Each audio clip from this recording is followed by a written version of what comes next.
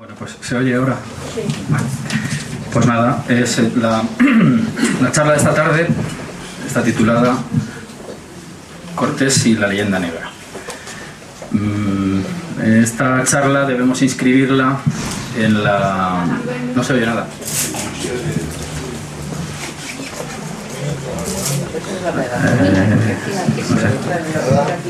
No sé. ¿Ahora? ¿Mejor? Acércatelo un poco. Vale, ahora mejor, ¿no? Vale. Bueno, lo que decía es que esta charla de esta tarde pues debemos inscribirla o relacionarla con la exposición, el itinerario de Cortés, que está teniendo lugar en la sala de exposiciones del canal, que yo visité y que pues recomiendo lógicamente visitar. Debo agradecer, por supuesto, al Instituto de México, a la Embajada de México y a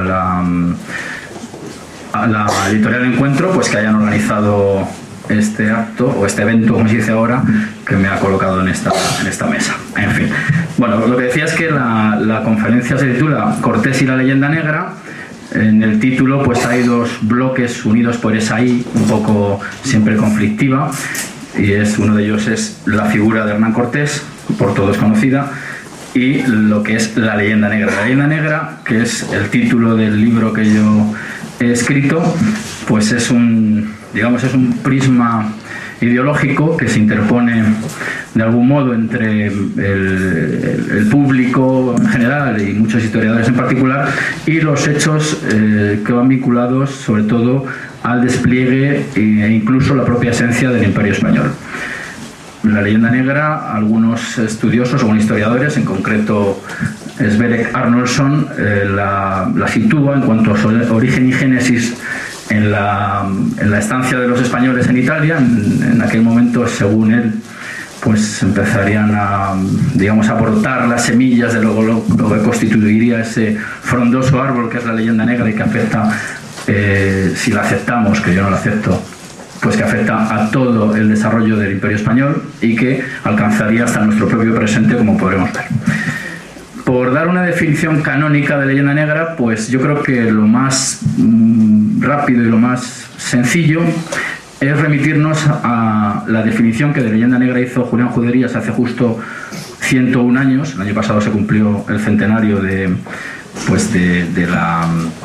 la publicación de su libro La leyenda negra, todo un clásico que recogía unos trabajos periodísticos y que da el pistoletazo para algunos de lo que es la leyenda negra como concepto historiográfico, aunque como se sabe, no soy yo el único que lo ha dicho, pues leyenda negra es un rótulo que acuña Emilia Pardo Bazán en 1899 en una conferencia que da en París en el mes de abril y a la que haremos alguna alusión dentro de un ratito.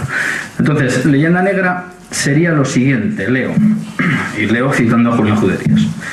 Por la leyenda negra entendemos el ambiente creado por los fantásticos relatos, enfatizo las palabras que me parece que son las más importantes, que acerca de nuestra patria han visto la luz pública en casi todos los países. Las descripciones grotescas que se han hecho siempre con el carácter de los españoles como individuos y como colectividad.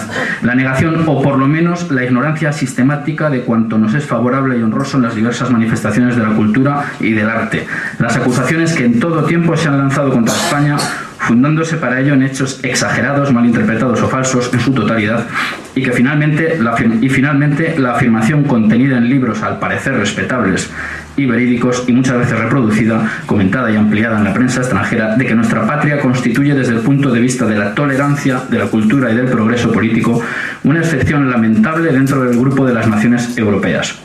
En una palabra, entendemos por leyenda negra la leyenda de la España inquisitorial, ignorante, fanática, incapaz de figurar entre los pueblos cultos, lo mismo ahora que antes, dispuesta siempre a las represiones violentas, enemiga del progreso y de las innovaciones, o en otros términos, la leyenda que, habiendo empezado a difundirse en el siglo XVI a raíz de la Reforma, no ha dejado de utilizarse en contra nuestra desde entonces y más especialmente en momentos críticos de nuestra vida nacional. Como estamos en México, habría que decir que aunque esto se produce una vez que han cristalizado, se han constituido esa veintena de naciones que suceden al Imperio Español, digamos que a México le afectaría pues toda aquella historia común que tenemos a través del imperio, o más concretamente de los virreinatos. Eso por lo que respecta a la leyenda negra. Por lo que respecta a Hernán Cortés, pues como decía hace un momentín, la leyenda negra, muchos creen que ya está presente o aquellos motivos que dan pie a ella en Italia, pero desde luego cuando se amplifica esa guerra propagandística, porque en definitiva en gran medida eso es lo que es la leyenda negra, pues es a raíz del despliegue español por América, su descubrimiento y conquista, hay que decir las cosas por su nombre. No estoy de acuerdo en llamarla encuentro porque es un encuentro muy particular. Y entonces, por lo que atañe a esa historia común, que como digo, tenía virreinatos a ambos lados del Atlántico, unos virreinatos marcados por unas características pues comunes, el fanatismo religioso católico que se le podía atribuir a la España toledana o aragonesa, pues sería análogo al que tendrían el virreinato del Perú o el virreinato de México, o incluso las revoluciones jesuíticas, llegando un poquito más atrás. Pues como digo, la leyenda negra afectaría a ambos territorios por igual. Nosotros, cuando digo nosotros, me refiero a la escuela de Bueno, de Gustavo Bueno, el materialismo filosófico. Entendemos que la historia universal está constituida por el enfrentamiento y despliegue de imperios, entre los cuales cabe distinguir dos clases no siempre diferenciadas con una nitidez total, quiero decir que no se trata, precisamente aludiendo a las palabras clásicas de la leyenda negra, de una leyenda negra y otra dorada, no se trata de contraponerlas, pero sí se podrían distinguir imperios de carácter generador y de carácter depredador. En el caso español estaríamos ante entendemos que un clásico caso de imperio generador, que habría que contraponer a imperio generador en el sentido, por ejemplo, de la fundación de ciudades, de la incorporación de la población a las estructuras e instituciones imperiales del momento digo. No podemos ver las cosas que pasaron hace 500 años como si estuviéramos en el 2015, que es el año en el que estamos. Frente a estos imperios generadores, podríamos citar otro caso, para no pecar de chauvinistas,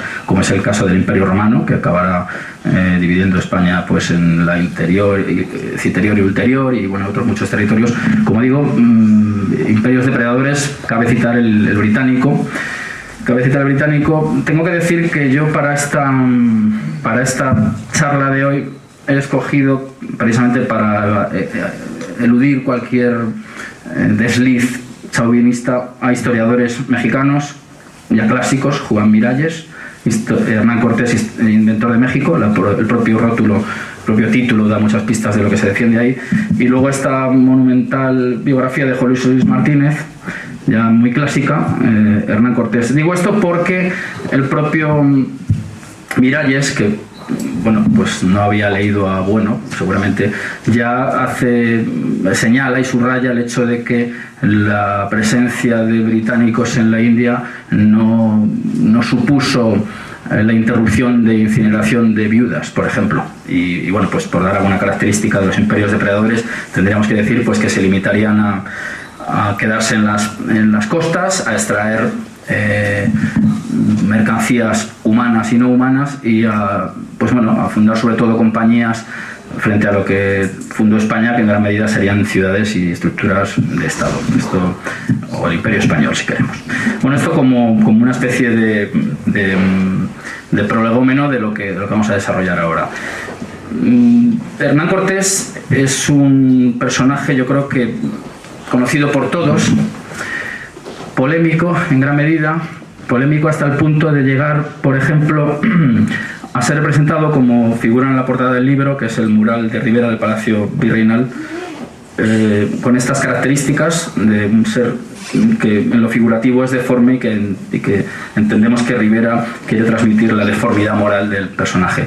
Vamos a tratar de seguir en analogía con la exposición Itinerario de Cortés, pues un itinerario vital de Cortés que ustedes seguramente conocerán y que nos detendremos lo menos posible, porque quizá lo más importante, si hemos dicho que la leyenda negra pues es un conjunto, un enjambre de relatos, la leyenda negra tiene mucha ideología, pero tiene mucho de tecnología, por cuanto la imprenta será la herramienta más importante y la que amplifica todos estos relatos, pues como digo, yo creo que nos interesará mucho ver cómo del personaje histórico se puede llegar a esta deformación, y creo que se pueden seguir un poco las pistas y algunas son un poco sorprendentes.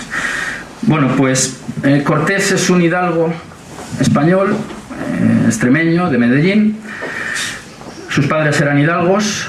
Su padre además había luchado del lado opuesto a los vencedores, es decir, del lado opuesto a Isabel de Castilla, lo cual no le impidió pues tener una vida más o menos con cierta influencia en altas instancias, como se verá por el hecho de que Martín Cortés, que es el padre, pues es el representante de Hernán Cortés a este lado del océano, en una época en la que ni había WhatsApp ni teléfono móvil, y había que poder pisar esas estancias para llevar adelante algunas quejas o algunas solicitudes. Su madre es Catalina Pizarro Altamirano.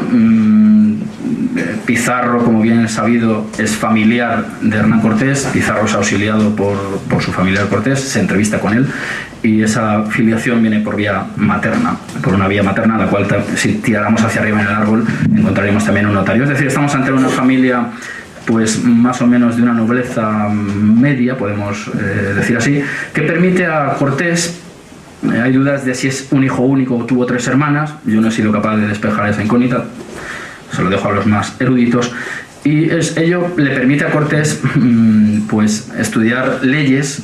Tampoco queda muy claro si acabó la carrera o no en Salamanca, pero sí que está claro que, pues que Cortés tuvo los recursos legales mínimos para saber al menos de la importancia de los mismos, porque Cortés se cuida muy mucho de que en esa carrera que hay hacia el continente, hacia tierra firme, pues consolidar su posición mediante documentación legal, por decirlo rápidamente.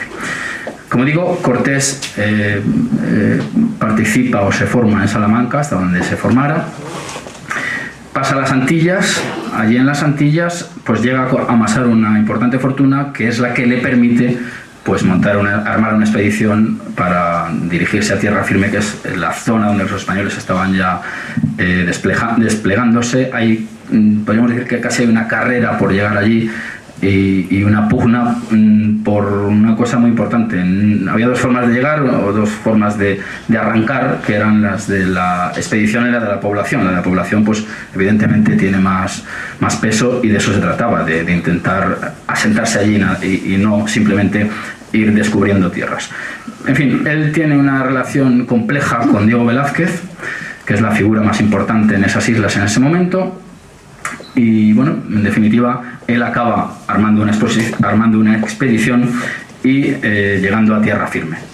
Esa expedición es muy pequeñita, lo digo para ver ahora cómo puede, con ese punto de arranque, llegar a Tenochtitlan o México, y qué es lo que ocurre por el camino.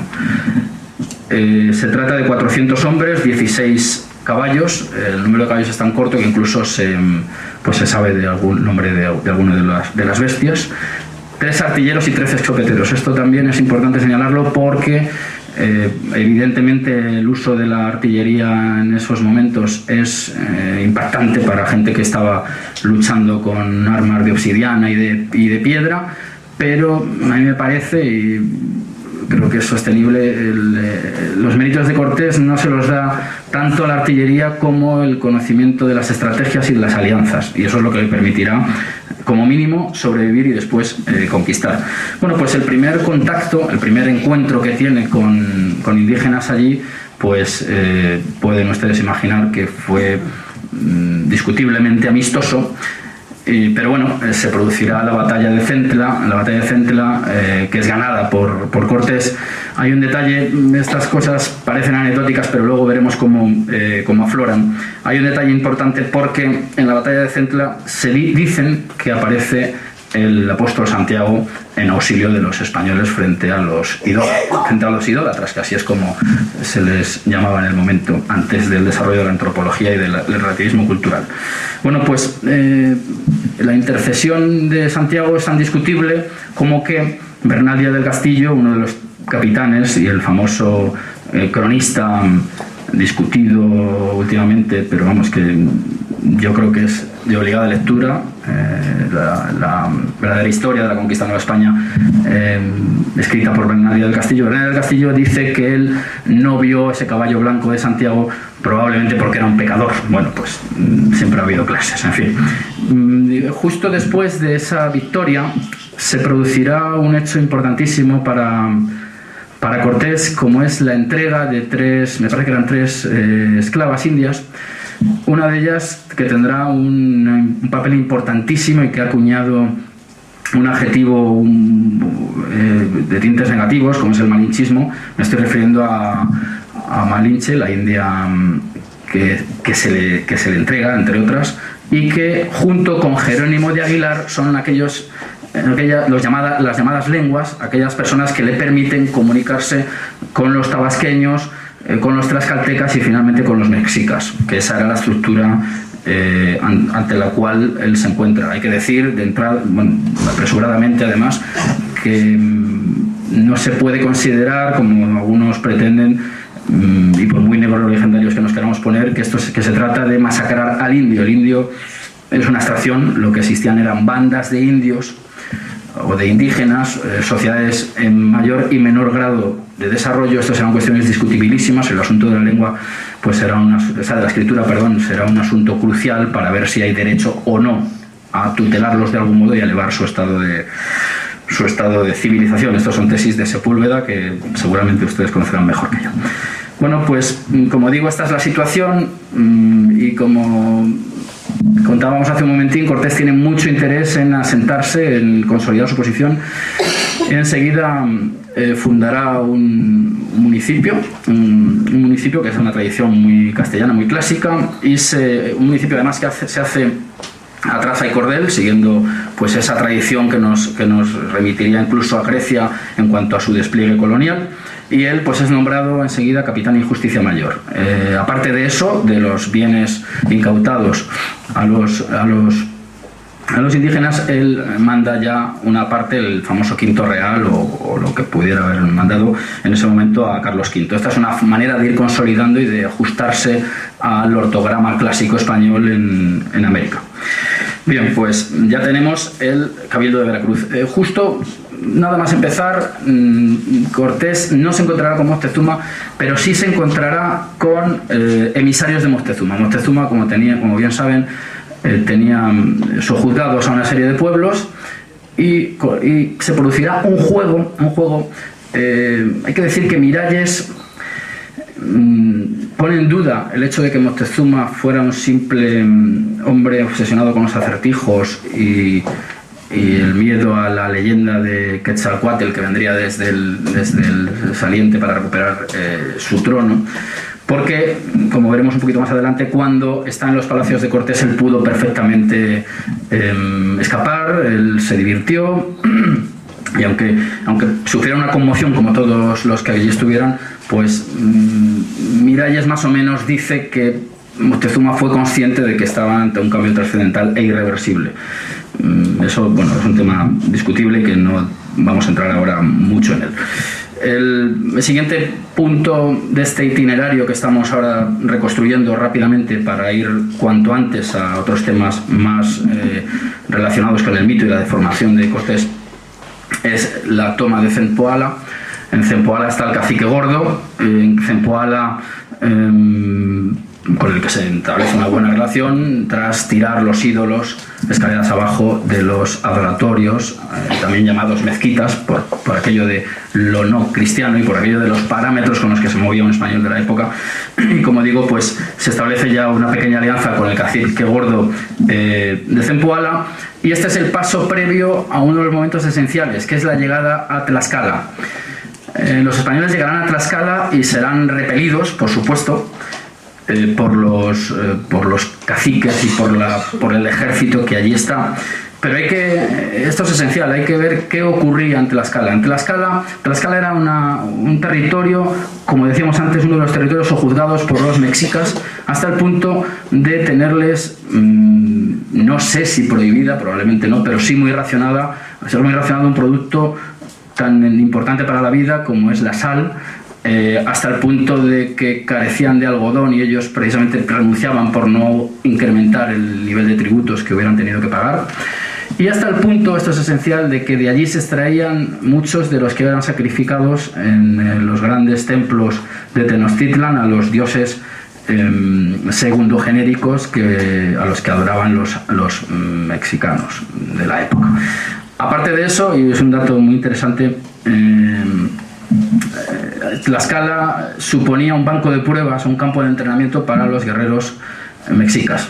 Entonces había que tener esa población pues, para proveerse, digamos, de sparring y de carne humana, porque no olvidemos que estamos ante sociedades antropófagas que no precisamente practicaban la antropofagia ritual, sino que se puede defender que en gran medida era gastronómica. Allí hay dos caciques que destacan, Xicotencatl y Maxicacín, que tras ser bautizados trocarán sus nombres por los mucho más castizos de Don Vicente y Don Lorenzo.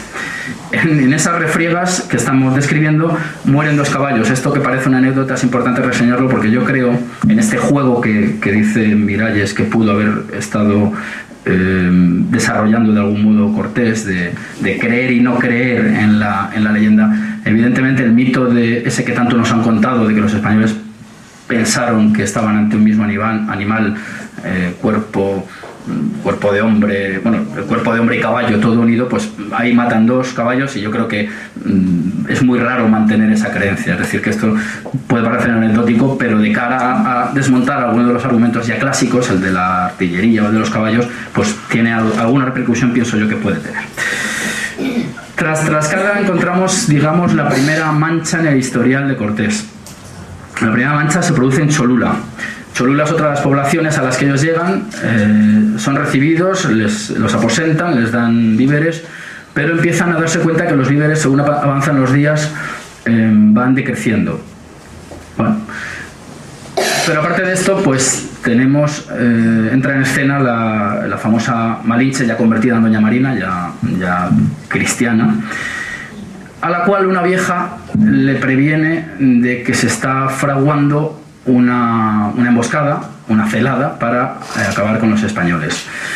A ello hay que añadir pruebas según las cuales pues, los españoles habían observado ya que habían tapiado algunas calles, que había trampas en el suelo y que había en las azoteas acopio de piedras para propiciar una matanza.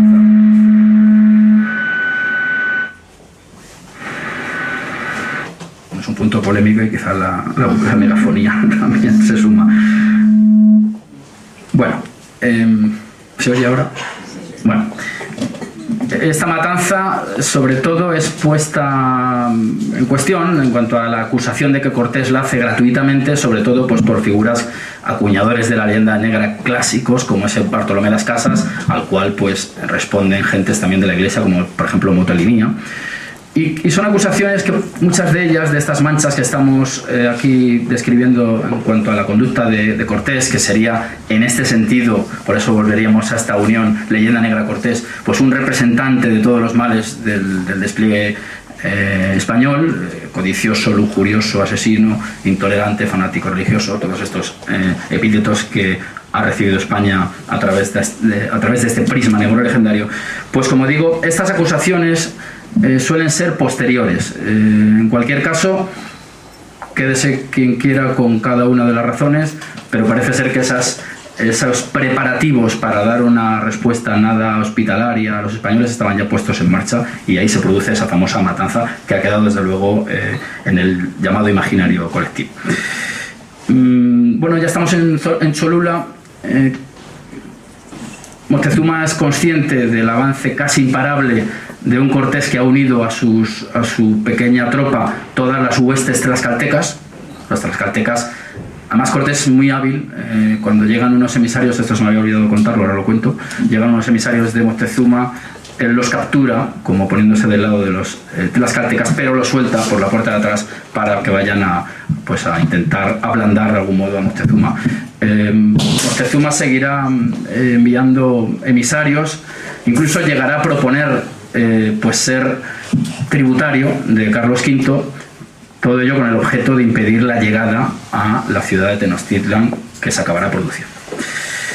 Y en efecto se produce la llegada de los españoles y se produce el encuentro entre Moctezuma y Hernán Cortés. Hay que decir que los españoles quedaron fascinados cuando vieron aquella ciudad lacustre. Hay dos lagos, uno salado y otro dulce. Ellos compararon a Tenochtitlan con Venecia.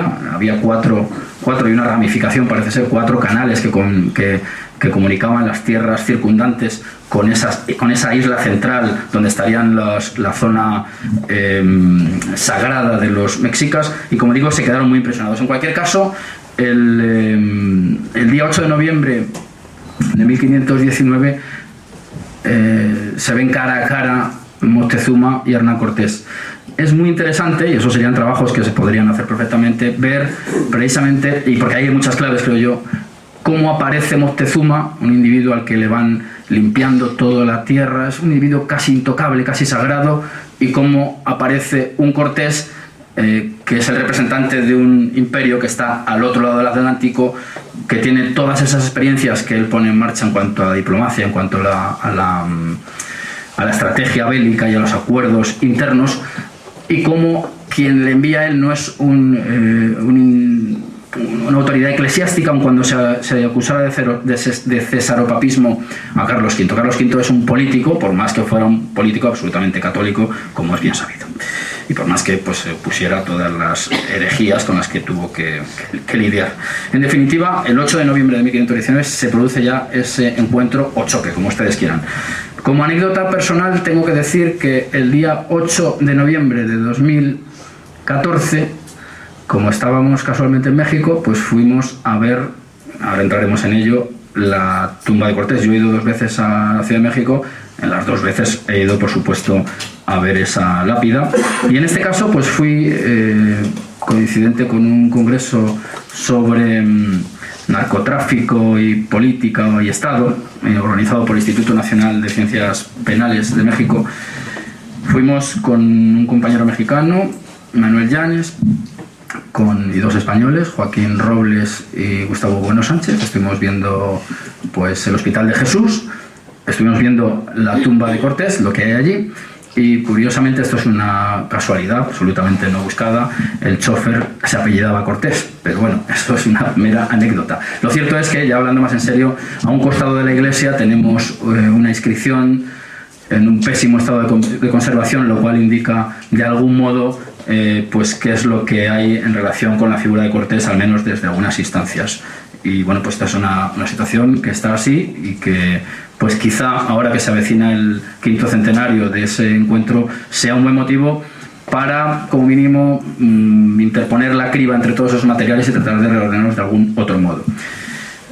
Ese día, por cierto, nos atendió el presbítero que hay allí atendiendo a las visitas, don Eduardo Lozano, y nos explicó pues más o menos todo este periplo de huesos, que es bien sabido y que ahora habrá que entrar a él.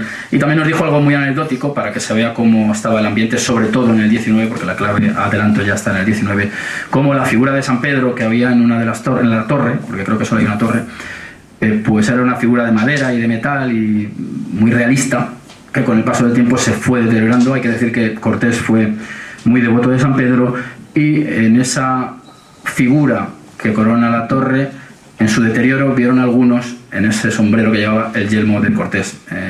Volvemos otra vez a los prismas ideológicos interpuestos entre las evidencias arqueológicas, históricas o documentales y las interpretaciones que luego posteriormente arrojan la interposición de tales prismas.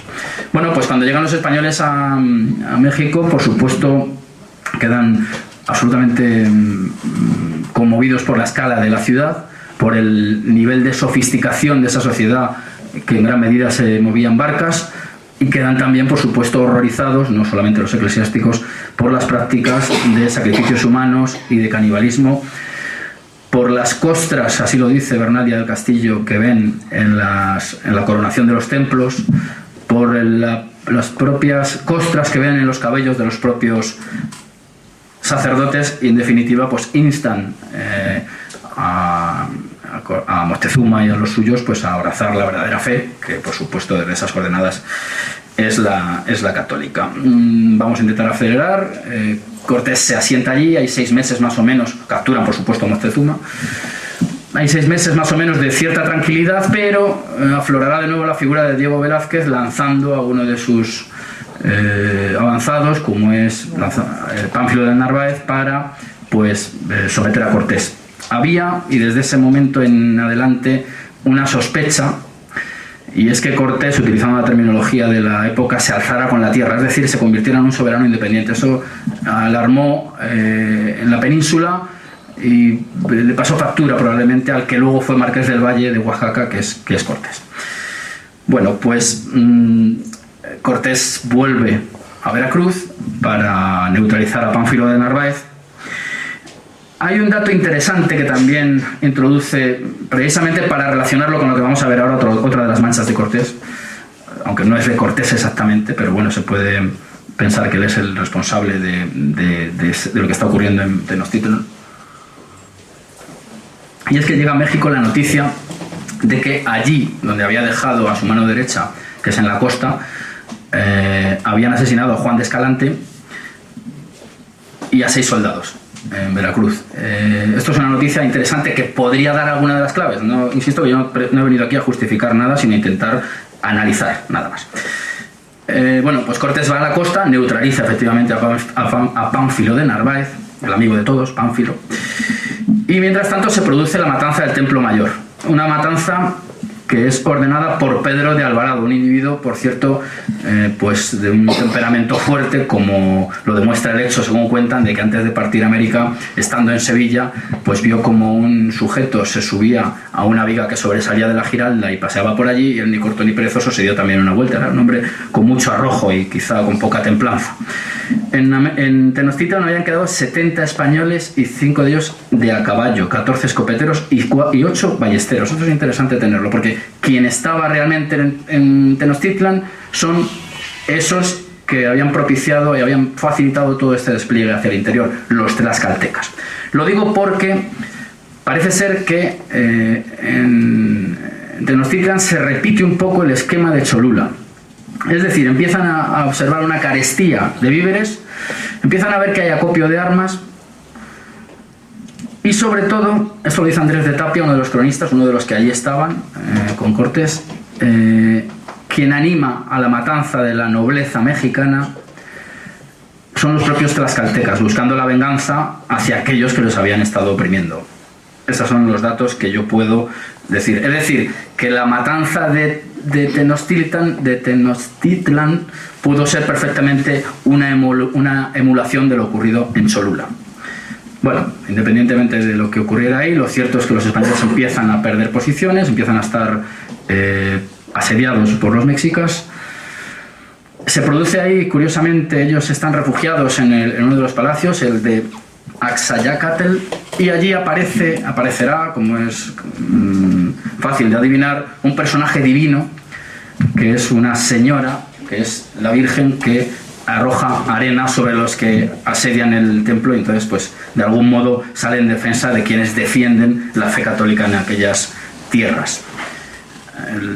Estos detalles son importantes para explicar alguna de las cosas finales.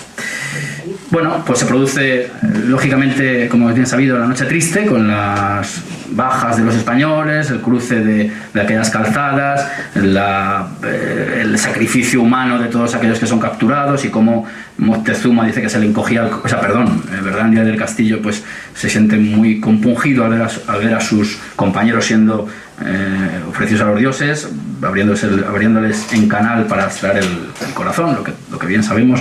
Hay que decir también que se señala como aparte de la superioridad táctica de los españoles y de armamentística que pudiera haber, hay cierta obsesión, al parecer, por parte de los mexicas de capturar vivos a los españoles, y eso pudiera haber dado cierta facilidad, en el sentido de que no se trataba simplemente de abatirlos, sino que había cierto interés en capturarlos. Esto puede explicar algunas de las cosas que ocurren después. Bueno, la Noche Triste se salda, como bien se sabe, con esa leyenda de Cortés llorando, sea o no leyenda, eso poco importa, porque lo que enseguida se producirá es la batalla de Otumba, que es la reacción. Una batalla en la que además se gana sin pólvora. La pólvora se había mojado en los canales. parece ser. Y se gana precisamente porque lo que allí ocurre da muchas pistas de la estructura a la cual se estaban enfrentando los españoles. Y es que, capturado el portaestandartes, toda la estrategia cae como castillo de naipes y son vencidos pues los rivales. Esto yo veo aquí un paralelismo bastante claro con lo que ocurre en Perú con Cajamarca. Es decir, que una vez que se descabeza la estructura a la que se oponen, lo demás se derrumba. En España o en Europa probablemente, pues el hecho de quitar a un capitán hubiera supuesto la ascensión de otro y probablemente, pues dependiendo de sus habilidades, pues hubieran podido continuar. A todo esto hay que añadir un argumento, bueno, el famoso argumento de la guerra bacteriológica. Se produce una epidemia coincidiendo con esas fechas, una epidemia que hay que decir que afecta a ambos por igual, porque si estamos diciendo que los españoles, aunque fueran engrosando sus filas, porque Cortés supo ganarse en gran medida a aquellos que venían a capturarle, aunque las filas de españoles, el número de españoles va aumentando, lo cierto es que el grueso es indígena, y sirva de ejemplo de cómo afecta a ambas facciones el hecho de que Maxicacín, el don Lorenzo del que hablábamos antes, pues muere por las epidemias. Incluso sabemos que Cortés llevó luto por él. También ya muere Cuitláhuac, que hubiera sido el recambio de Moctezuma. Bueno, y por supuesto había muerto ya Moctezuma de una pedrada de sus propios antiguos súbditos, que lo matan cuando él se asoma para intentar calmarlos. Enseguida Cortés pues redactará unas ordenanzas militares, será capaz de construir unos bergantines desde los cuales atacar la ciudad. Se producirá un asedio muy lento, casa a casa prácticamente, con incursiones y retrocesos, hasta que finalmente pues Tenochtitlan, Ciudad de México vamos a decir para no caer en estos problemas de dicción, pues cae ya en manos españolas. En esos momentos llegará también, esto es un borrón de carácter personal de Cortés, como es la muerte de su mujer. Su mujer llega ya desde las islas, se encuentra con que Cortés había hecho un hijo en Doña Marina. Parece ser que el matrimonio no había estado solo movido por el amor y que no había amor a posteriori, y entonces una noche tras un banquete pues muere Doña Catalina Suárez, y bueno, pues en el juicio de residencia los enemigos, sobre todo de Cortés, acusarán a Cortés de haber asesinado a su mujer. En descargo de Cortés, y no hay por mi parte ningún interés en justificar lo que hoy llamaríamos violencia de género, pues tenemos que decir que él siguió tras la muerte de Doña Catalina, teniendo gran relación y negocios en común con su cuñado, lo cual pudiera ir pues desmontando esta idea de que él es el que la asesina. Otro de los borrones que se puede echar a Cortés, aunque cuando digo Cortés habría que decir Cortés Imperio Español, si se quiere, es el tormento al que es sometido Cuauhtémoc. Cuauhtémoc, que es un hombre que procede de la casta religiosa, se convierte en el caudillo local, el caudillo indígena, aunque es convertido al catolicismo, y se le da tormento quemándole los pies con aceite hirviendo, parece ser. Aunque ahí hay dudas, porque luego él es conducido a la expedición posterior de las Sigüeras, él participa en ella y se discute si él pudo ir en litera o pudo ir andando. Las lesiones quedarían muy claramente definidas si se supiera ese dato, que yo de momento no lo conozco. Pero parece ser que ese tormento es ordenado no por Cortés, sino por Juan de Alderete, que era el tesorero real. Hay que decir que ya a estas alturas pues la corona había empezado a incorporar pues sus propias instituciones, a controlar a un Cortés que, como digo, sobre él cabía la sospecha de que pudiera tomar iniciativas propias y cortar amarras con la península. Y en definitiva estamos en la antesala del virreinato y de todas estas instituciones que irán cogiendo fuerza y que acabarán, pues como digo, homologándolo a otras tierras del imperio. Hay que decir, que no se nos olvide, que también durante las refriegas de Tenochtitlan aparecerá también otro caballo blanco. Esto luego veremos a qué puede haber dado pie. En definitiva, Cortés nunca trató, no hay ninguna evidencia de que tratara de hacerse soberano de Nueva España. Siempre fue muy riguroso con el cumplimiento de los preceptos, entre ellos el del Quinto Real famoso. Él es nombrado, es una manera, como ahora se hace con los políticos cuando se les manda a Europa, de neutralizarlos, decirle que ya es Marqués del Valle.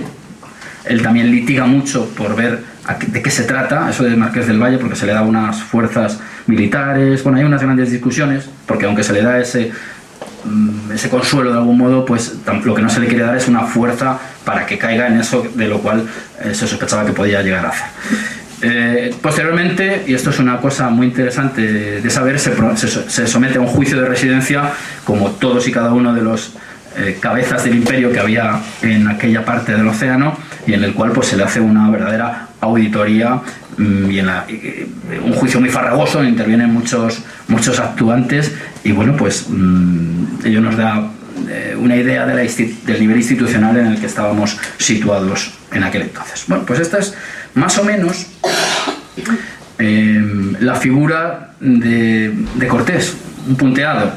Como toda figura histórica, y en la exposición yo quiero señalar uno de los aciertos que a mí me parece que lo son, se equipara de algún modo a Cortés con figuras tan importantes y tan legendarias como son Alejandro y César. Alejandro y César, que como se sabe eran modelos conocidos por los españoles y espejo en el cual se miraban en algunas ocasiones. Yo aquí en el capítulo que dedico a Cortés he creído ver en la construcción de uno de los puentes de las Higueras, porque claro, Cortés no se estuvo quieto, Cortés intentó lanzarse en esa expedición fallida a las selvas meridionales, luego se fue a los mares, a navegar por ese mar que luego se llamó de Cortés, vino a España, volvió, en fin, él no se estuvo quieto evidentemente, aunque no logró lo que él buscaba, la gloria que él buscaba, pero la persiguió hasta el fin de sus días. Bueno, y en definitiva, pues esta es la semblanza del Cortés que podemos entender que es el histórico. Pero seguimos preguntándonos cómo ese Cortés puede acabar siendo el de este mural de Diego Rivera. Es una cosa extraña, porque sus coetáneos lo describen. Tenemos bastantes descripciones de cómo era el Cortés físico. Bueno, pues vamos a ir rápidamente a citar dos. Una de ellas es la de Francisco Lope de Gómara, que fue capellán de Cortés. Podríamos decir que esta era la línea oficialista.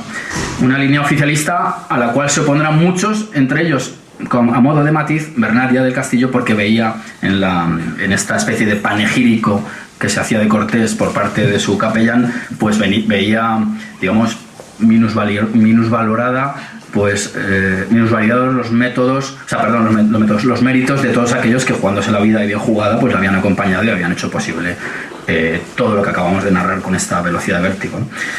Y entonces Cortés era de este modo, según parece, según Gómara.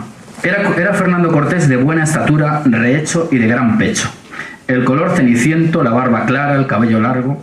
Tenía gran fuerza, mucho ánimo, destreza en las armas. Fue travieso cuando muchacho y cuando hombre fue asentado. Y así tuvo en la guerra buen lugar. Y en paz fue alcalde de Santiago de Barucoa, que era y es la mayor honra de la ciudad entre vecinos. Allí cobró reputación para lo que después fue. Fue muy dado a mujeres y diose siempre. Lo mismo hizo al juego y jugaba los dados a maravilla, bien y alegremente. Fue muy gran comedor y templado en el beber, teniendo abundancia. Sufría mucho la hambre con necesidad, según lo mostró en el camino de las higueras y en la mar que llamó de su nombre, el mar de Cortés que decíamos. Era recio, porfiando, y así tuvo más pleitos que convenía a su estado. Gastaba liberalísimamente en la guerra, en mujeres, por amigos y en antojos, mostrando escaseza en algunas cosas por donde le llamaban río de avenida. Vestía más polido que rico y así era hombre limpísimo. Deleitábase de tener mucha casa y familia, mucha plata de servicio y respeto. Tratábase muy de señor y con tanta gravedad y cordura que no daba pesadumbre ni parecía nuevo.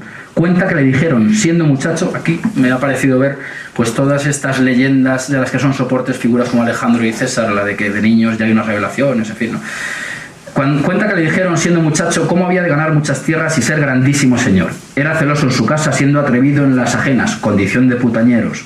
Era devoto, rezador y sabía muchas oraciones y salmos de coro, grandísimo limosnero, y así encargó mucho a su hijo cuando se moría, la limosna.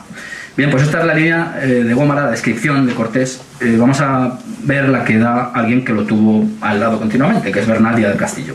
Dice lo siguiente: oí decir que cuando Mancebo en la isla española fue algo travieso sobre mujeres, y que se acuchilló algunas veces con hombres esforzados y diestros y siempre salió con victoria. Tenía una señal de cuchillada cerca de un bezo de abajo que si miraban bien en ellos se le parecía, mas cubríaselo con las barbas, la cual señal le dieron cuando andaba en aquellas cuestiones.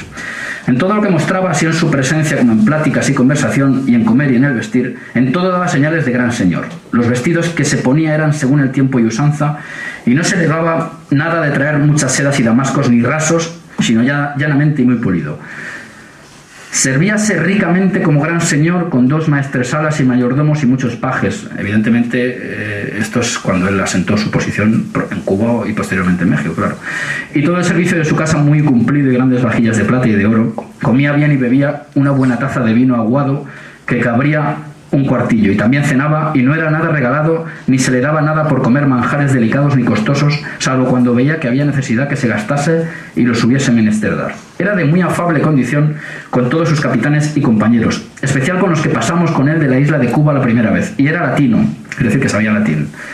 Por eso decíamos de las dudas de hasta dónde llegó su formación salmantina, que por cierto tengo que decir que me llamó mucho la atención Vasconcelos en una pequeña biografía que tiene de Cortés, donde dice y se recrea en ello que Cortés estudia en Alcalá. Me parece un poco extraño, pero eso es un error raro en personas de ese nivel.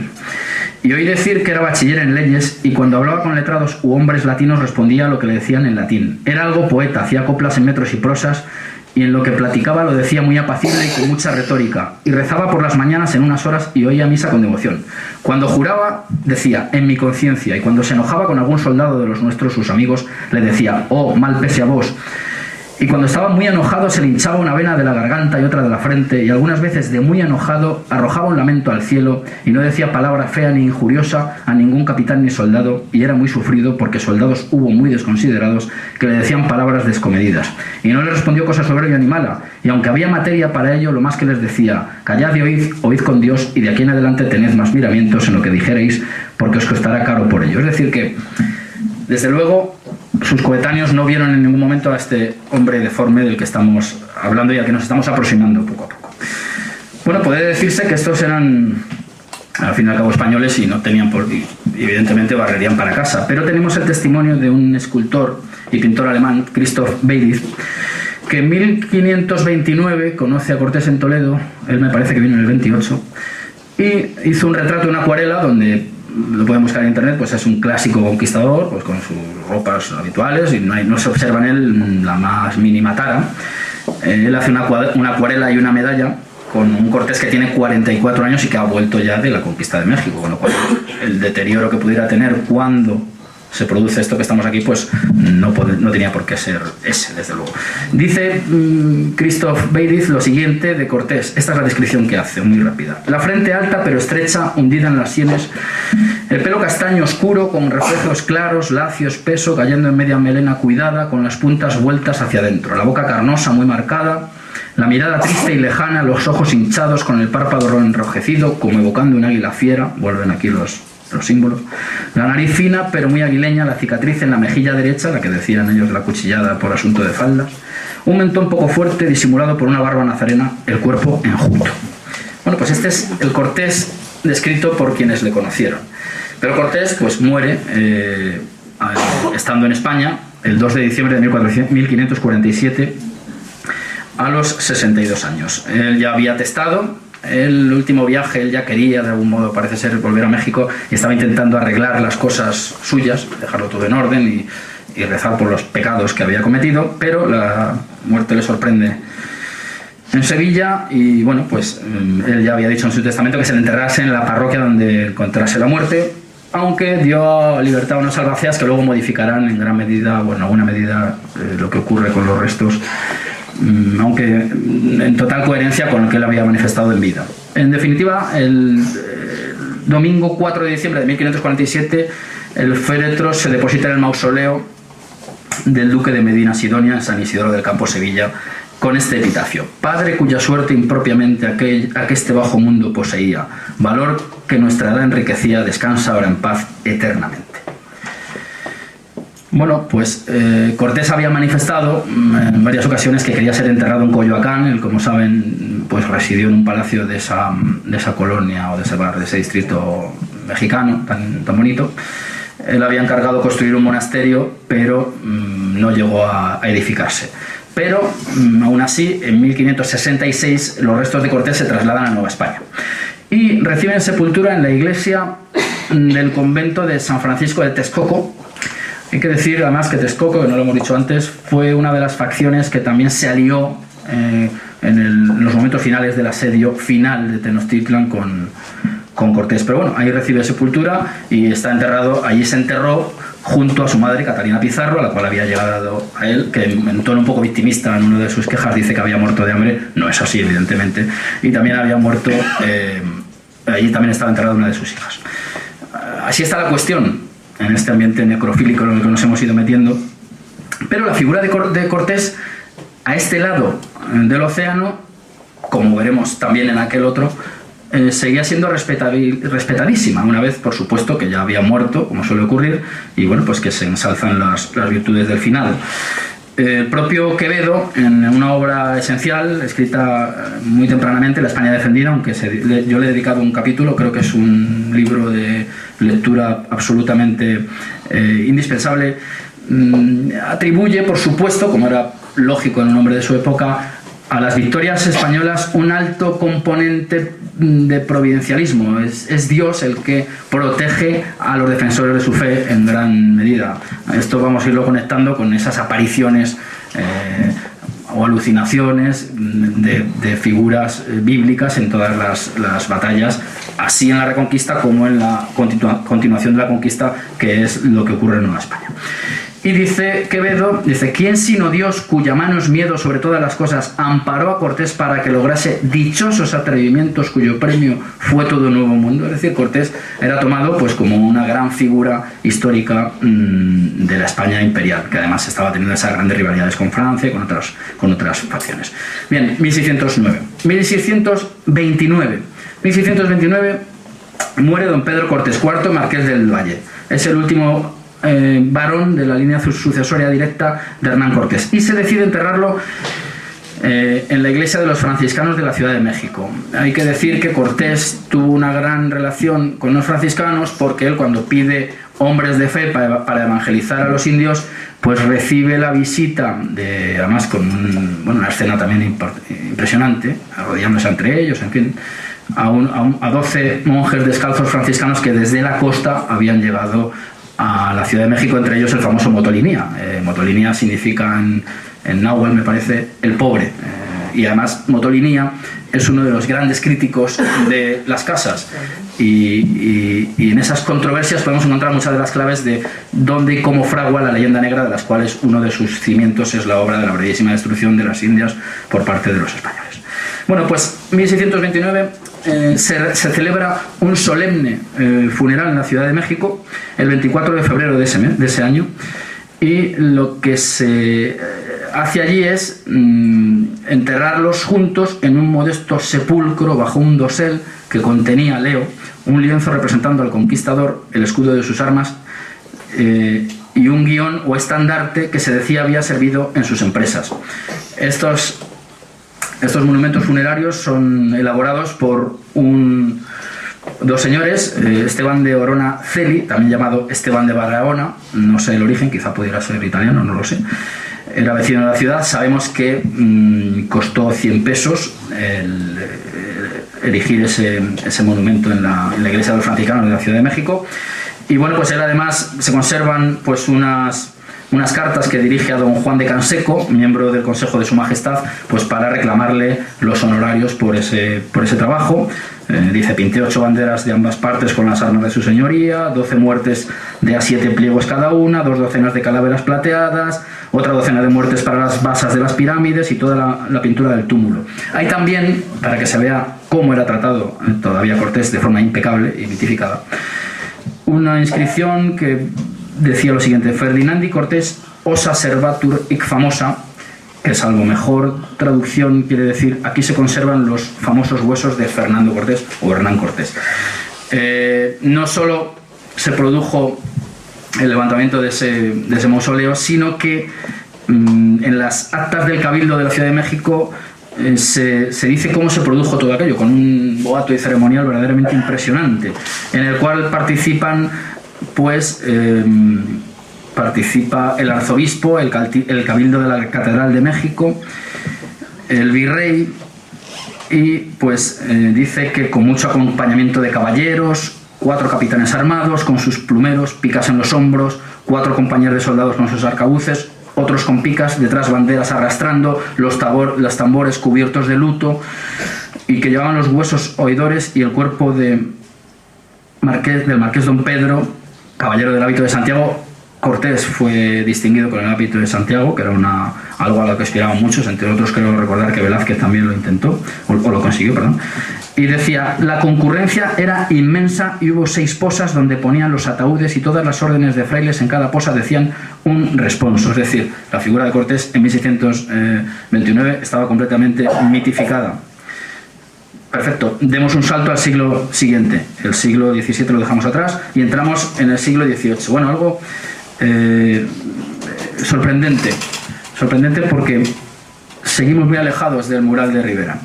Seguimos tan alejados como que el 14 de septiembre de nada menos que 1790, no olvidemos que el Grito de Dolores es 1810, apenas 20 años antes, el virrey Revillagigedo dirige un oficio al barón de Santa Cruz de San Carlos, gobernador del estado y marquesado del Valle, donde había tenido su palacio, allí sigue en Cuernavaca, el Palacio de Cortés, y le dice lo siguiente, dice, hay gastos que aunque parezcan nuevos, no pueden menos de aprobarse y celebrarse por el mismo que debe hacer este desembolso. Tal sería el de construir un magnífico sepulcro, cual corresponde al ilustre y esclarecido Hernán Cortés, cuyo nombre no solo excusa todo elogio, y aun cuando sus ilustres sucesores, herederos de su gloria, de sus honores y de sus cuantiosas rentas, no tuvieran con qué costearlo, contribuiría con gusto y satisfacción al efecto todo buen español. Hay que decir que todo buen español era de uno y otro lado, tengámoslo siempre presente. Y desde luego yo sería el primero que ofrecería mi caudal, persuadido a que este era el más digno objeto a que se pudiera destinar. Insisto, 1790, 14 de septiembre. Bueno, se manda también un oficio a Madrid y se dispone que en 1791, que en el lado del Evangelio de la iglesia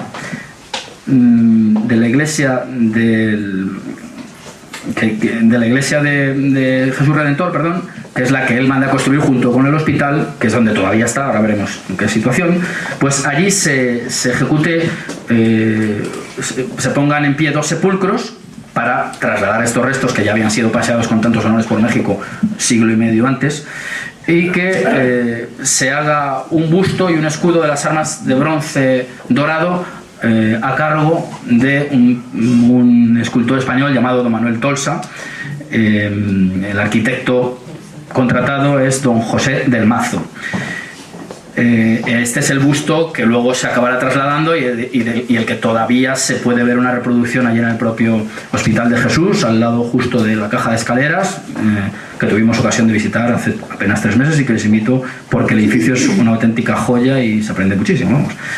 La inscripción del sepulcro rezaba de este modo, y aquí se da pues un recorrido clarísimo de cómo llega allí Cortés y por qué etapas ha ido pasando. Y dice lo siguiente. Aquí yace el grande héroe Hernán Cortés, conquistador de este reino de Nueva España, gobernador y capitán general del mismo, caballero del Orden de Santiago, primer marqués del Valle de Oaxaca y fundador de este santo hospital e iglesia de la Inmaculada Concepción y Jesús Nazareno. Nació en la villa de Medellín, provincia de Extremadura en España, año de 1485, y falleció a 2 de diciembre de 1547 en la villa de Castilleja de la Cuesta, inmediata a Sevilla. Desde esta se le condujo al convento de la Orden de San Francisco en la de Tezcuco, y de esto el año 1629 a sus casas principales en esta Ciudad de México con motivo de haber fallecido en las mismas a 30 de enero su nieto, don Pedro Cortés, cuarto marqués del referido título del Valle de Oaxaca. El 24 de febrero de dicho año de 1629, habiendo precedido el fúnebre aparato correspondiente a tan grande héroe, con asistencia de los señores arzobispo y virrey, real audiencia, tribunales, cabildo, clero, comunidades religiosas y caballero, se depositaron en diferentes cajas abuelo y nieto en el sitio en el que se hallaron en la iglesia del convento de San Francisco de esta ciudad, de donde se trasladó a este panteón el 2 de julio de 1794, gobernador el marqués de la Sierra Nevada. Ojo, insisto, 1794. Ese mismo año, el 12 de diciembre, se produce, y ahora es cuando vamos a enlazar con todas aquellas apariciones tan famosas de personajes divinos, el famoso sermón de Fray Servando,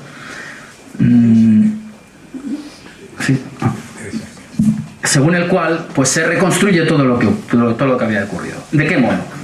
Pues dice que Santo Tomás no es otro que Quetzalcóatl.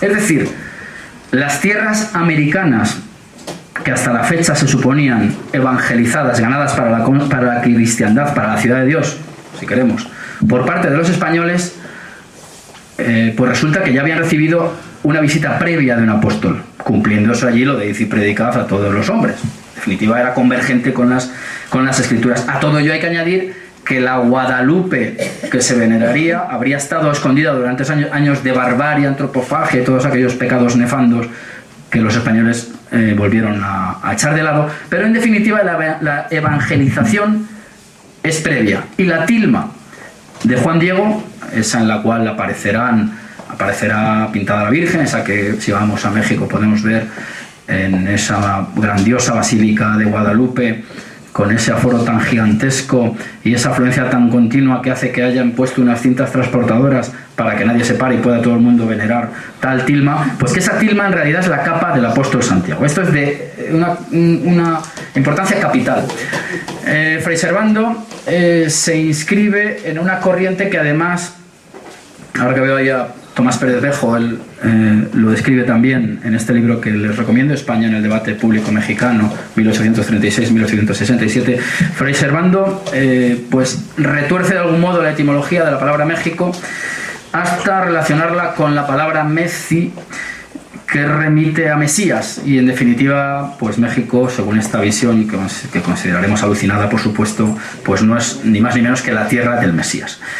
Esto no es una ocurrencia que saliera del caletre de Fray Servando, que además lo pagó caro, sino que se inscribe en un movimiento ideológico religioso pues que tiene como antecedentes no solo a Juan Ignacio Borunda, un abogado. Yo les invito a que visiten el proyecto de Filosofía en Español, donde está perfectamente descrita la trayectoria y los vaivenes ideológicos de Juan Ignacio Borunda, que empieza a interpretar a su modo los jeroglíficos y reliquias que afloran durante las obras del Zócalo o Plaza de Armas de México, sino que, como digo, aparte de José Ignacio Borunda, tenemos un antecedente de estos señores llamado Carlos de Sigüenza y Góngora, pues que es un jesuita que también habría visto a Quetzalcóatl como a Santo Tomás.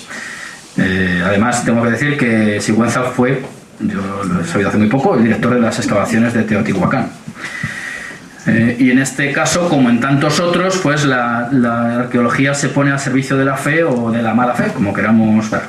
Bien, pues estamos al borde, 16 años, del Grito de Dolores, del cura Hidalgo, con su famoso Viva la Virgen de Guadalupe, viva Fernando VII, mueran los gachupines, cuidado con no olvidar ese último grito.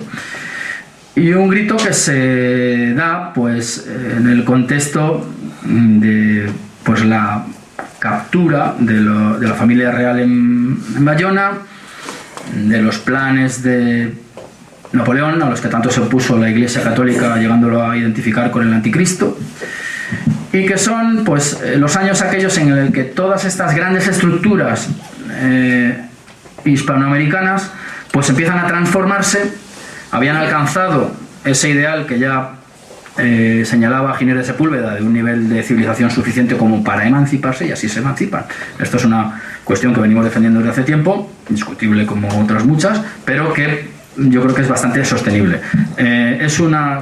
no vamos a entrenarnos mucho en ello, pero desde luego son unas disputas casi de carácter familiar, son unas disputas urbanas, criollas, y en las cuales el componente indígena, lo siento por los indigenistas, tiene un peso prácticamente nulo, más allá del que pueda tener siempre la ideología. Al menos en ese momento. Desde luego, en el siglo XIX, y en este libro que he citado de Bejo, hay muchísimo material para el que quiera abundar en él. Desde luego, en el siglo XIX sí que el argumento del indígena, sobre todo además poniendo entre paréntesis los 300 años que para algunas facciones liberales serán de opresión y para algunas facciones conservadoras o realistas o hispanófilas pues serán precisamente de civilización, es cuando empieza a cobrar fuerza ese argumento, como digo, indigenista.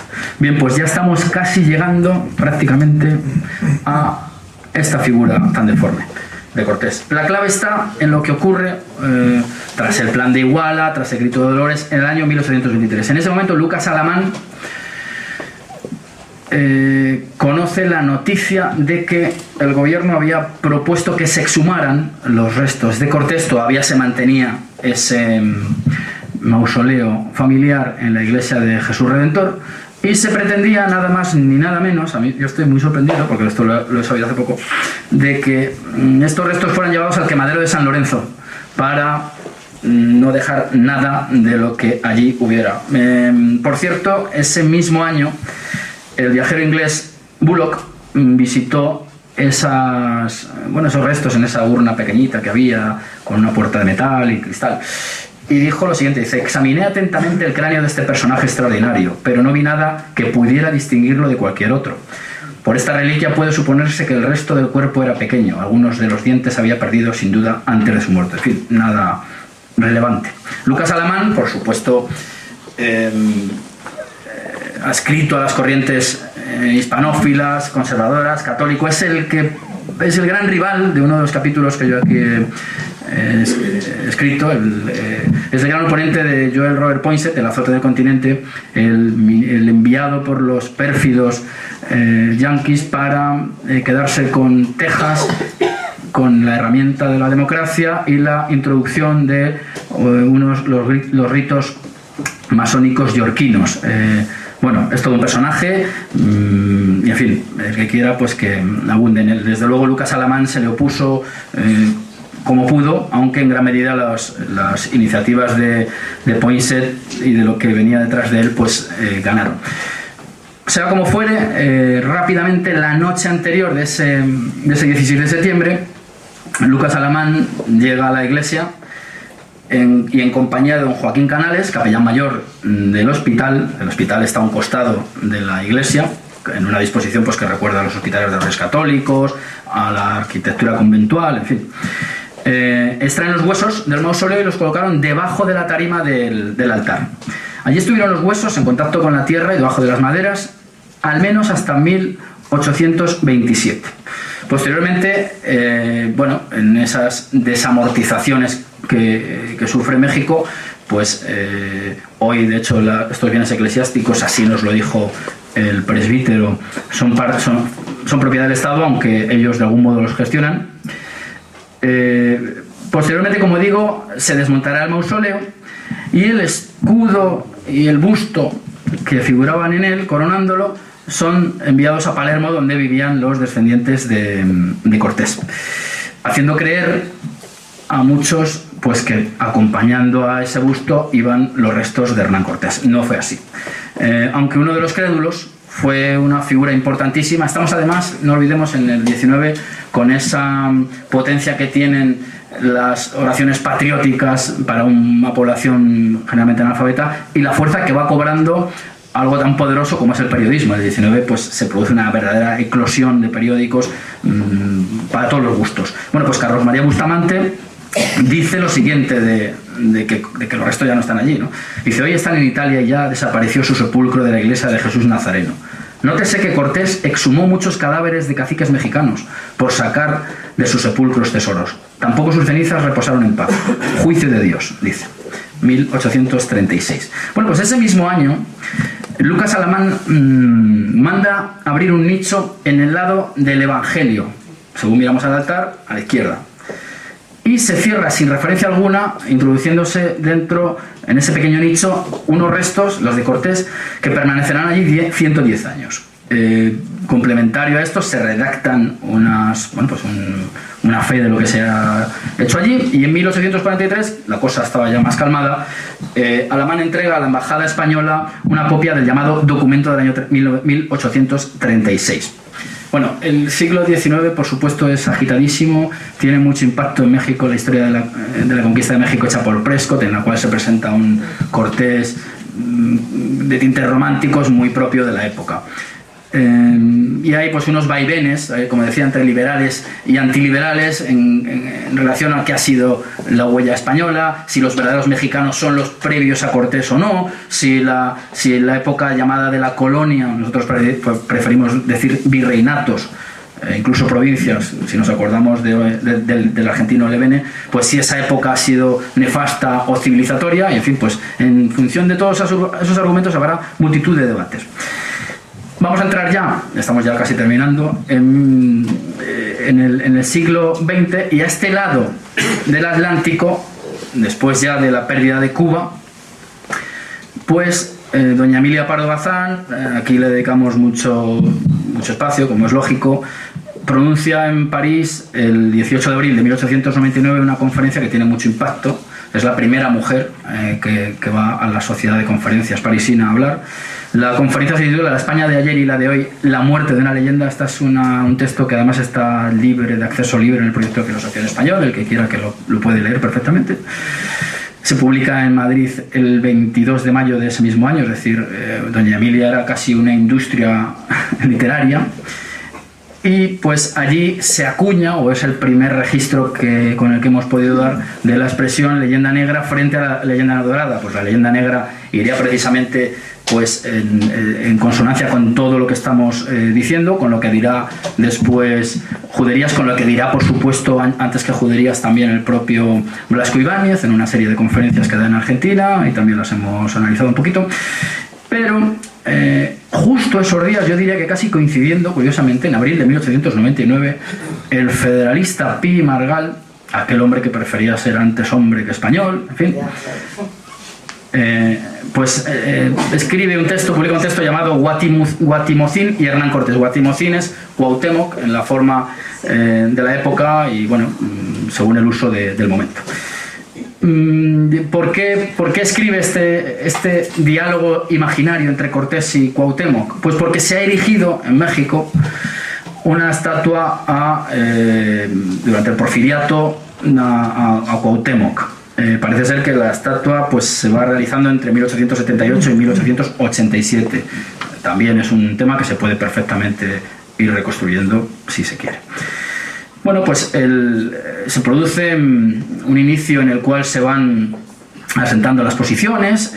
Guatimozín o Cuauhtémoc pues reconoce lo que supone ser convertido al cristianismo, aun cuando él no deja pasar la oportunidad de presentar las antiguas religiones como una especie de religión natural o religión civil en tanto en cuanto, como dice, llenaba el fin social también o mejor que la vuestra. Nótese aquí el anacronismo total que un señor del siglo XVI, un indígena, puede decir el fin social. Bueno, unía a los hombres y los acostumbraba de niños a la obediencia y a la disciplina. Hay que decir que cuando estaba capturado Moctezuma por parte de Cortés y jugaban mucho a una serie de juegos allí, eran muy aficionados al juego, le aconsejó dos cosas fundamentalmente: que mantuviera las estructuras, como así se hizo, por cierto, el Imperio Español mantuvo, no podía ser yo creo que de otra manera, gran parte de las estructuras y gran parte de los privilegios de algunas facciones indígenas.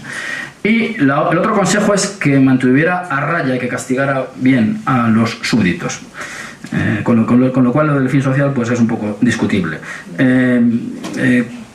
Cortés habla también de que él se enfrentó a un pueblo atrasado, antropófago, que estaba dividido, esto está muy bien dicho, que era un pueblo invasor. Ya se sabe que una de las legitimaciones para apartar a los mexicas de ahí es que habían llegado posteriormente, con lo cual pues estaríamos ante un caso pues como estos famosos de usurpación, en fin, un clásico de la política.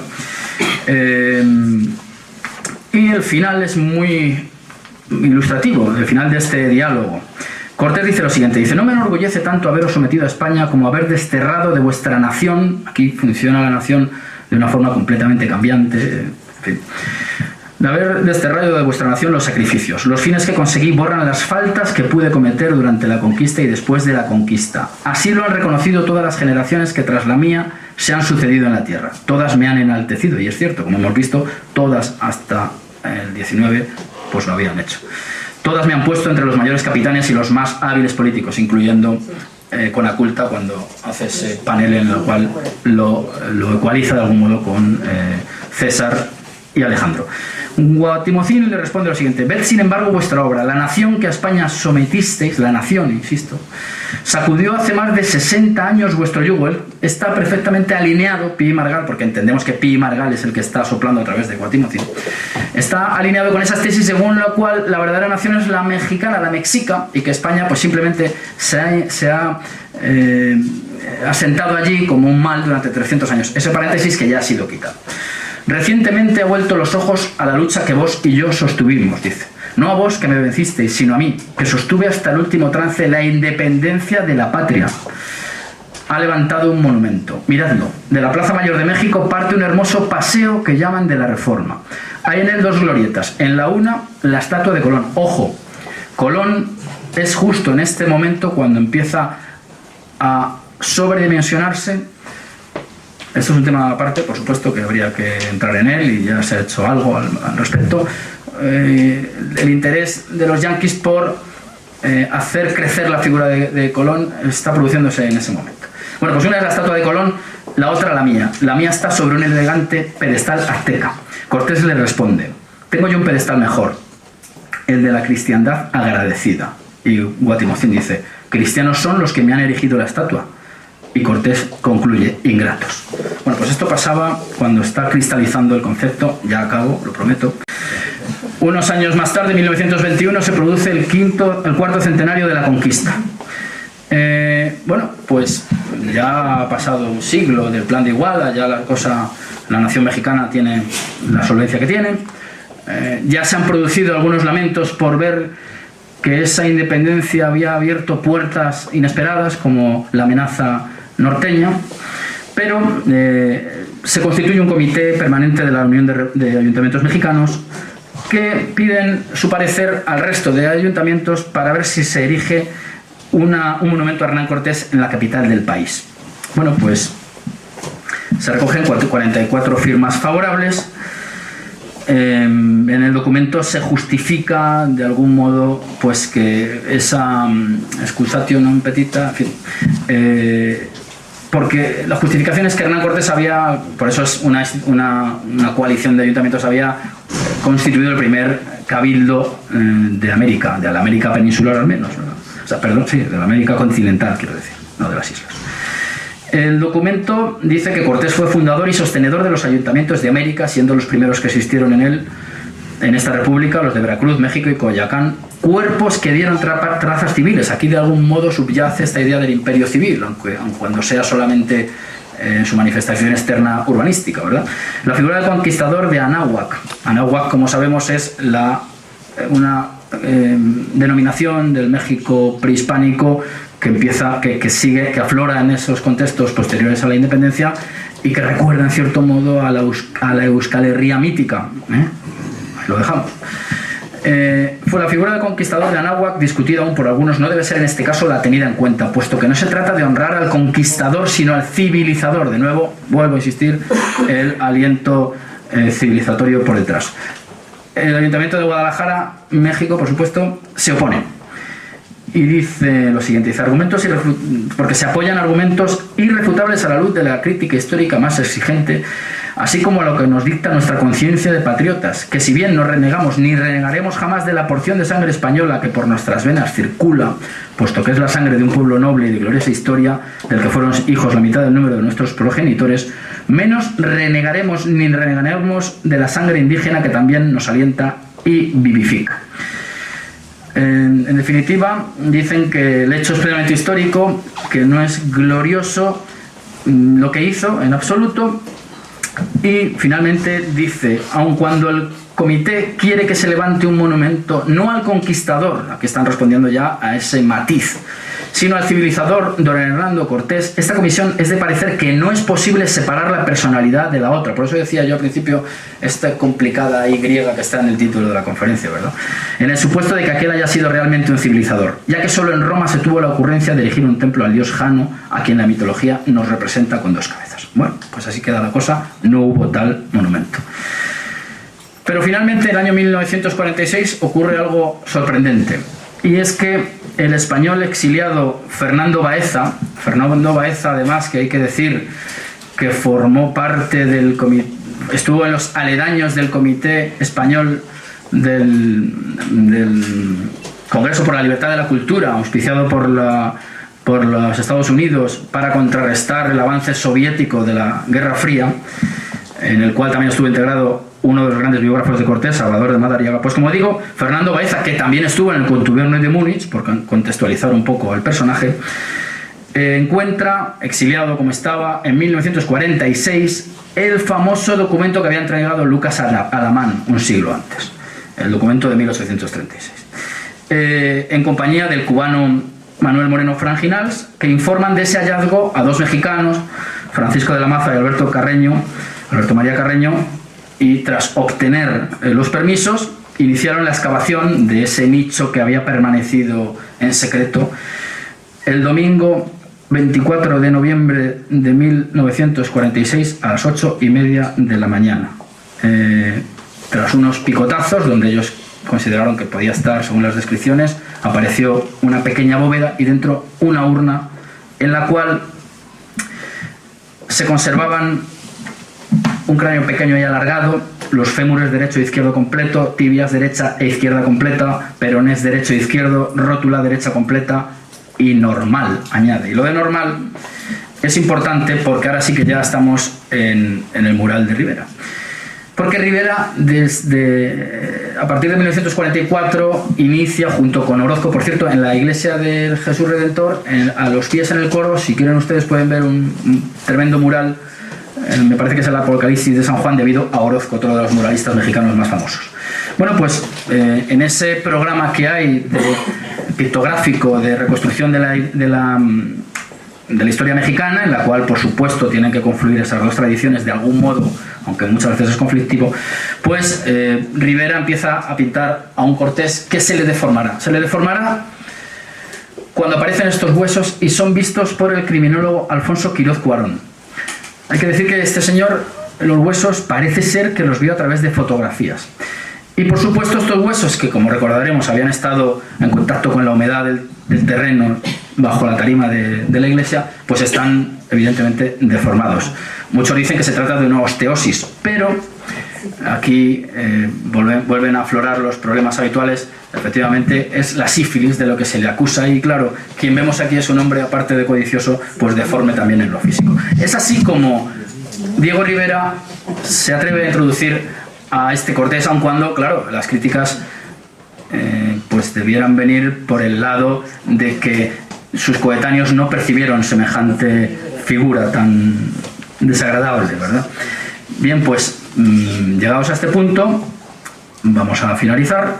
El 9 de julio del año 1947 se reinhumaron los restos, colocándose en ese mismo nicho una placa de bronce modesta, 1,26 por 85 centímetros, con su escudo de armas y la inscripción Hernán Cortés 1485-1547. Esto es todo lo que hay de Cortés en México, salvo que alguien me corrija. Parece ser que en otros sitios ha habido intentos de poner estatuas, pero siempre se han venido abajo. Hace poco hubo una pequeña controversia entre un panista y un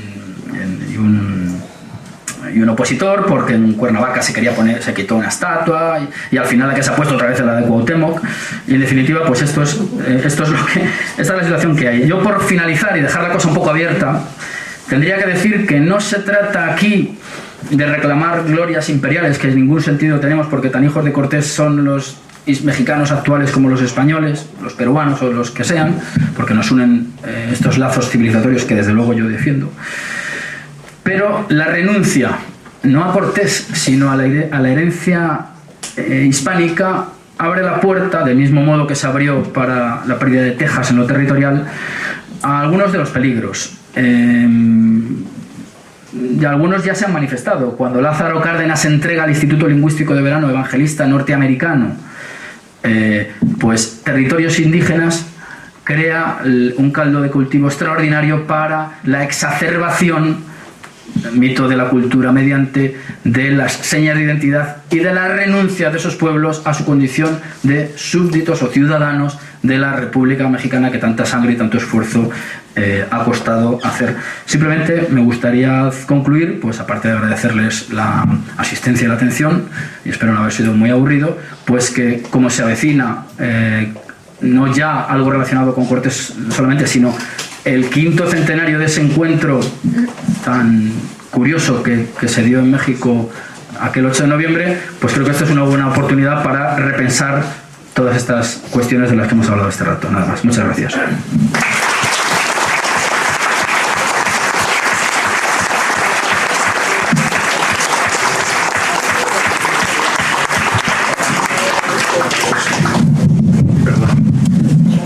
No sé si tengan alguna pregunta, pero antes por favor quisiera pedirles disculpas por el equipo de sonido.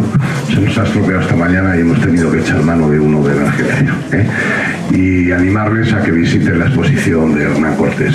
¿Alguna pregunta, por favor? Sí, rápidamente. Bueno, usted no ha... Muy interesante escucharlo. Usted no ha citado, como sí citan historiadores, sobre todo extranjeros, procuraré levantar la voz, y incluso me pongo de pie, las cartas de relación que escribió Cortés al rey, a Carlos V, como muestra de su capacidad intelectual, o su considerable capacidad intelectual que indudablemente tuvo, ¿verdad? Pero en fin, este no es el objeto de mi intervención. 3 preguntas rápidas, para no alargar esto, que ya es un poco tarde. Primero, ¿usted cree que todavía es posible que se levante una estatua a Cortés en México, o ya ha pasado, o ya no hay ambiente? Ya es muy tarde porque se ha intentado y no ha tenido éxito. Segundo, la famosa polémica que suscitó el historiador Duverger sobre que la historia de la conquista de Nueva México la había hecho el propio Cortés y no Bernal del Díaz de Castillo, parece que se ha apagado un poco, ¿no? Pero ¿usted qué cree? Y por tercera y última, aunque no es tan directamente relacionado con su intervención, hay un muy conocido historiador español que prefiero no citar, pero es un académico, no prefiero no citar por razones obvias, que dijo, yo se he oído directamente, que el polémico Bartolomé de las Casas es una de las personas más nefastas de la historia de España, si no el más nefasto. ¿Qué piensa usted de eso? Bueno, muy rápidamente. Pues las 2 preguntas primeras, la tercera, pues sí, las 2 primeras, es que la tercera es un poco más delicada, ¿no? Vamos a ver, ¿hay ambiente en México? No creo que poco, pero yo creo también lo siguiente. A ver qué opina usted de esto. Vale, Cortés no existe, no pasa nada. Nos quedamos con la caja de escaleras del Palacio Presidencial. Ahora bien, si el indigenismo adquiere mayor escala, los siguientes en perder la estatua serán muchos de los que están en el Paseo de la Reforma. No sé si me explico. Entonces, que México se lo piense. Esa es mi respuesta. Entonces, no, y lo siguiente, ¿verdad? Duverger, bueno, pues yo sí creo que Bartolomé, que Bernardino del Castillo es un personaje real que sí que hace la crónica. Porque es que, claro, la lees y también hay críticas a Cortés. Entonces, claro, tendría que ser ya una mente absolutamente retorcida, compatible con esta leyenda de un hombre, en fin, retorcidísimo, insisto, que hiciera eso. Yo creo que sí que es autor Bernardino del Castillo de esa maravilla, porque a mí me parece una maravilla, porque además está maravillosa porque es otra óptica diferente, es un lenguaje muy llano, que puede haber bebido otras fuentes, no lo dudo, porque es una obra muy tardía, pero también comete errores, incompatibilidades con cosas que dice en las cartas de relación Cortés, con lo cual me parece todo un apaño muy raro, ¿no? Las casas, bueno, las casas es, bueno, pues es el personaje quizá más polémico, en lo que respecta a la leyenda negra, pues es uno de los grandes alimentadores. Yo no sé si es el más nefasto, pero sí sé no sé si es el más nefasto de la historia de España, que eso son palabras así muy gordas, ¿no? Desde luego es el que da alimento a los enemigos de España en abundancia, y desde luego también tengo que decir que las respuestas a las casas las da gente, yo ya lo he deslizado ahí durante la intervención, nada sospechosa de intereses personales como Motolimía. Es decir, yo que Motolimía diga que es un cuentista, etcétera, etcétera, le doy crédito, porque me parece que no encuentro en él otros argumentos, o sea, otros intereses. Hay que decir, ahora que veo ahí al autor, que le recomiendo el libro Hermes Católico de Pedro Insua, donde se describe minuciosamente las controversias de Valladolid y Salamanca, y se entenderá lo que ocurre ahí. No olvidemos que las casas propician en gran medida ese debate, solo por eso pues es un aspecto positivo con respecto a Giner Sepúlveda, Vitoria, que son quienes fundan lo que muchos llaman derecho internacional y en gran medida con diferencias entre los dos. Por supuesto. Sí, pero luego hay un uso ideológico de las casas terrible, Bolívar, etcétera, etcétera.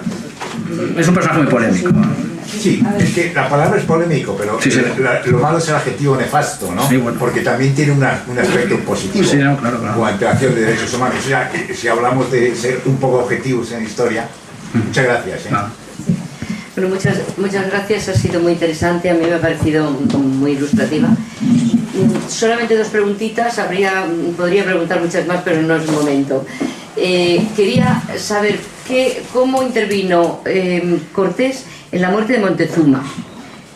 Y luego, este toque que ha dado de la sífilis final, a mí me ha resultado algo como un poco sorprendente. Si lo puede aclarar un poquito más, gracias. Bueno, Cortés está... ¿Cómo interviene Cortés? Pues Cortés es el que, creo recordar, eso es una cuestión bastante técnica, Cortés es el que invita, de algún modo, creo recordar, a Moctezuma a que salga al pretil de esa azotea a calmar a esos sus antiguos súbditos. Ya digo que es complicada, digamos, el juego interno palaciego. Ellos están en el palacio de Axayácatl, me parece que se pronuncia, es muy complejo, pero desde luego Cortés trató muy bien a Moctezuma en gran medida. Bueno, lo trató muy bien, por supuesto, desde el prisma de un hombre del siglo XVI español. Es decir, le dijo algo así, es muy gracioso porque eso lo dice Bernadette del Castillo, cuenta cómo le dice algo así a Hernán Cortés, como diciendo, pero cómo un hombre de tu condición está comiendo carne humana, en fin, como se extraña, pero luego lo trata bastante bien, le deja salir con unos guardias que al principio no se separaban de él, pero que luego le dieron cierta libertad, lo montan los bergantines. En fin, Moctezuma me parece interesante lo que dice el, insisto, mexicano Miralles, en el sentido de que él comprende que no hay vuelta atrás y él trata de adaptarse. También es cierto que, insisto, hablo por boca de Miralles, quizá el componente sacerdotal de los opositores pesa mucho en la muerte de Moctezuma. En cuanto a la sífilis, pues bueno, es que la sífilis es, digamos, una de las grandes enfermedades negro-legendarias. Pues ¿por qué? Pues porque también es venérea, porque pues ahí podemos imaginar los métodos de transmisión y el papel que ocupa el español y el indio, la India en este caso, a la hora de la transmisión. También dicen, hay teorías ahí, bueno, eso es muy de detalle, sí, pues bueno, la sífilis es una acusación muy clásica, ¿no? de que se propaga allí, ¿no? Sí. Muchísimas gracias, profesor, en verdad que ha sido un placer escucharle, gracias. Yo quería hacer un comentario, ya que usted ha manifestado en repetidas ocasiones los murales de Diego Rivera. Estos murales en el año, hacia el año creo 40, que los hicieron, 30 y tantos, 36 por ahí, etcétera, fueron unos murales sumamente criticados. No solo el pueblo en general no lo entendía porque había muy poca información, pero entre el medio artístico, intelectual, fue sumamente criticado estos murales. Pero recordemos que Diego Rivera era Diego Rivera. ¿Sí? Diego Rivera. En cuanto a eso, número uno. Número dos, usted también habló de el cruce de sangres, etcétera, que todos, pues somos los mismos que descendemos de una manera cercana o lejana de los españoles. En fin, que se produjo el mestizaje y en consecuencia las castas, etcétera. Para esto no hay más que recordar el cartel, la pancarta que figura en Tlatelolco. Tlatelolco, recordemos que fue ahí donde se llevó a cabo la última batalla, Y hay una pancarta, esta pancarta dice, el 12 de agosto de 1521, Tlatelolco, heroicamente defendido por Cuauhtémoc, cayó en manos de Hernán Cortés. Y aquí viene lo interesante. No fue ni triunfo ni derrota, fue el nacimiento de una nueva raza que es la del México actual. Gracias. Bueno, pues sí, estamos básicamente de acuerdo. Con respecto a Rivera, un detalle interesante. Rivera, por supuesto, es hijo de su tiempo. Es que lo que no podemos es estar continuamente revisando y revisando con el prisma actual, ¿no? Rivera pues tenía la manía, él, de introducir a Lenin, a Stalin en sus murales, hasta el punto de que la fundación, bueno, es el momento, ¿no? Tenía ese detalle. Bueno, entonces, resulta que la fundación, me parece, no sé si es Guggenheim, le encarga unos murales que son los que luego, claro, y entonces pues que como él es un incómodo muralista, luego los borran. Es decir, es fruto de su tiempo, Rivera. Lo que yo estoy tratando es de entender qué es lo que ocurre. No vengo aquí a justificar nada, lo que hay que entender es qué causas llevan a determinados efectos. Y eso en primer lugar. En cuanto a la siguiente cuestión, bueno, sí por supuesto fue una derrota en el terreno estrictamente bélico del momento de la facción de Cuauhtémoc, eso es evidente, pero sí que es cierto que ahí ya la cosa se apaciguó del modo traumático en el que se hizo, y ahí ya sí que empieza una sociedad compleja, por supuesto, pero que permite que cuando va uno a México, pues vea el rastro genético desbordado por todas las calles, del mestizaje, de los apellidos, de la cultura o tradiciones hispánicas. No hace falta. Me gustaría que explicara un poquito lo que ha dicho justo al final del Instituto Lingüístico de Verano. Bien, pues nada, el Instituto Lingüístico de Verano es una institución que a lo que se dedica son biblistas, no sé cómo llamarlo. Bueno, esto se sale un poco de lo que estamos hablando, pero bueno, por dar una pequeñísima pincelada, pues son unas sociedades bibliófilas como la que pudo tener, aquí la cito, ¿no? Borrow, el famoso inglés que vino a España para venderla y traducir a los gitanos la Biblia evangélica. Bueno, pues estos son sociedades evangélicas norteamericanas que en la época de Lázaro Cárdenas, su anticlericalismo probablemente está detrás de todo eso, pues se le abren las puertas para dotar de determinados servicios logísticos, educativos y religiosos a comunidades abandonadas. Es lógico que México, con la extensión que tiene y según se ha desarrollado esa sociedad política, pues tiene bolsas poblacionales en un estado de atraso civilizatorio que todos conocemos. Entonces se abre esa puerta. El Instituto Lingüístico de Verano se dedica a traducir la Biblia a todos los idiomas con los que se encuentra, buscando el matiz, como hacen todo filólogo que quiera conservar su puesto de trabajo.